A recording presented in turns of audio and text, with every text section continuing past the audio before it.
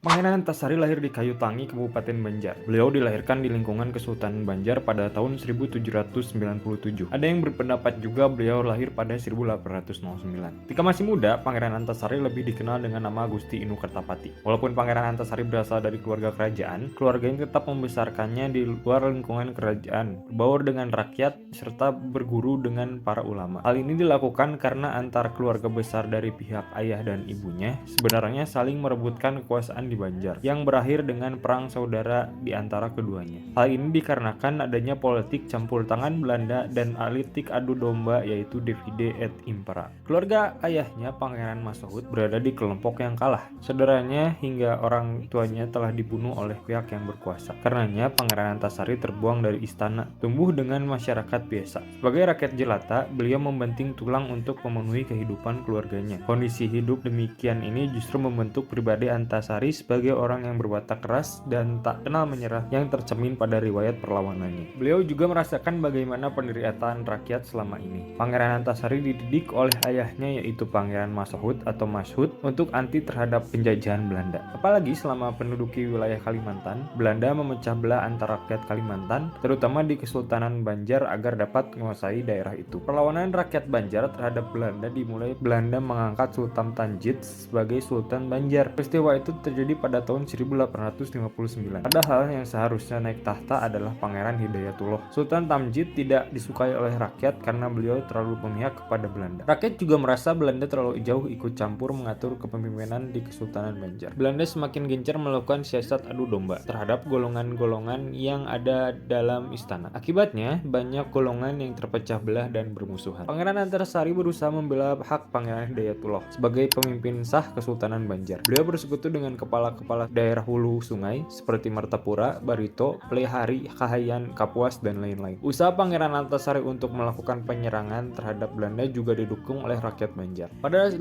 April 1859, Pangeran Antasari memimpin perang pertamanya melawan Belanda dengan menyerang tambang batu bara di Pangaron atas restu Pangeran Hidayatullah. Pangeran Antasari memimpin kurang lebih 300-an orang. Perang ini kemudian dikenal dengan nama Perang Banjar. Selain itu, Pangeran Antasari juga berhasil menyerang dan menguasai kedudukan Belanda di Gunung Jabuk. Pangeran Antasari semakin memperluas kawasan kekuasaannya. Tetapi Pangeran Antasari dan pasukannya sempat mengalami keterdesakan setelah Belanda menyerang kawasan Martapura, yang membuat beliau dan pasukannya mundur ke benua Lima. Pada 1860, Pangeran Antasari bertolak ke Murataweh. Di sana beliau sempat merayu kerajaan Kutai untuk turut melawan Belanda, namun ditolak. Bersama pasukannya, beliau juga berhasil menenggelamkan kapal Onrus di Lontotuor. Bahkan Letnan van der Velde dan Letnan Benger sebagai pemimpin dalam kapal tersebut juga ikut tenggelam. Belanda sempat menjanjikan kepada siapapun yang dapat membawa kapal Pangeran Antasari akan diberi imbalan sebesar 10.000 gulden. Namun rakyat Banjar setia kepada Pangeran Antasari. Pangeran Antasari berhasil mengobarkan semangat rakyat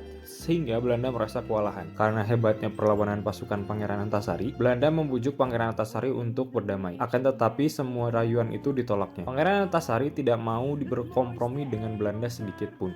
Pada tahun 1861, Belanda berhasil melakukan tipu muslihat kepada Pangeran Hidayatullah dan menangkap Pangeran Hidayatullah. Beliau lalu dibuang ke Cianjur, Jawa Barat. Walaupun demikian, Pangeran Antasari tetap melanjutkan perjuangannya. Beliau mengambil alih pimpinan utama, bahkan saat memasuki usia tua, Pangeran Antasari tetap melanjutkan perjuangannya dengan berperang di wilayah Kalimantan Selatan dan Tengah. Pada 14 Maret 1862, Pangeran Antasari diangkat sebagai pemimpin pemerintahan tertinggi di Kesultanan Banjar. Selama menjadi Sultan Banjar, beliau mendapat gelar Panembahan Amridun Khalifatul Mukminin, yang artinya pemimpin pemerintahan, panglima perang, dan pemuka agama tertinggi. Sayangnya, pada Oktober 1862 terjadi wabah penyakit cacar di daerah Banjar. Padahal Pangeran Antasari dan pasukannya sedang menyiapkan serangan besar-besaran terhadap Belanda. Wabah penyakit cacar ini menyerang dan melemahkan pasukan Banjar, termasuk Pangeran Antasari. Akhirnya pada 11 Oktober 1862 beliau wafat. Makam beliau sekarang berada di Taman Makam Perang Banjar atau Komplek Makam Pangeran Antasari, Banjarmasin Utara. Sebagai penghargaan atas jasa-jasa beliau, Pangeran Antasari dinugari gelar Pahlawan Nasional berdasarkan SK Presiden RI nomor 6 TK tahun 1968, tanggal 27 Maret 1968. Nama Pangeran Antasari diabadikan sebagai nama Korem 101 Antasari. Selain itu, nama beliau juga digunakan sebagai julukan Kalimantan Selatan, yaitu Bumi Antasari, untuk lebih mengenalkan beliau kepada generasi bangsa Indonesia. Pemerintah melalui Bank Indonesia juga pernah mencetak gambar beliau di dalam uang kertas nominal Rp2.000.